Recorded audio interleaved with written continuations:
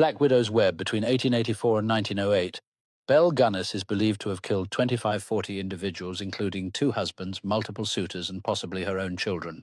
Her modus operandi was chillingly systematic. She placed newspaper advertisements in Scandinavian American communities, posing as a wealthy widow seeking a husband to share her prosperous farm. The ads promised companionship and stability, appealing to lonely, often middle-aged men with savings or property. Once suitors arrived at her Porte farm bringing cash or assets, they vanished. Belle's methods were brutal yet calculated, poisoning with arsenic or strychnine, which caused agonizing deaths or blunt force trauma, likely with an axe or hammer. She disposed of bodies by dismembering and burying them on her property, feeding them to pigs, or incinerating them in fires.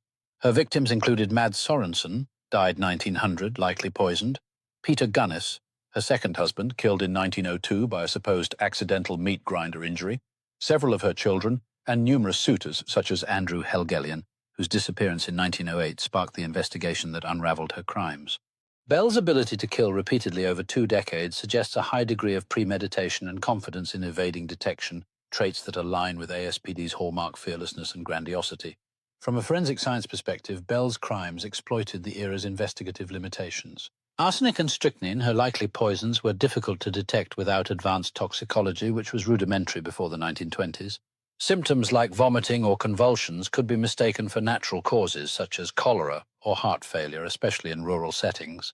The sheer number of victims, potentially up to 40, reflects both her audacity and the era's lack of centralized law enforcement or missing persons databases. The investigation into Belle Gunness began in earnest in April 1908, after her farmhouse burned down under suspicious circumstances. Excavations on the farm revealed a gruesome scene. At least 12 bodies, many dismembered, were unearthed in shallow graves, hog pens, and ash piles. Skeletal remains and dental records helped identify some victims, such as Helgelien, whose remains were found wrapped in burlap. Personal items like watches and clothing linked to missing men provided additional evidence. However, the lack of advanced forensic tools, DNA analysis, mass spectrometry, or even reliable fingerprinting meant many victims remained unidentified.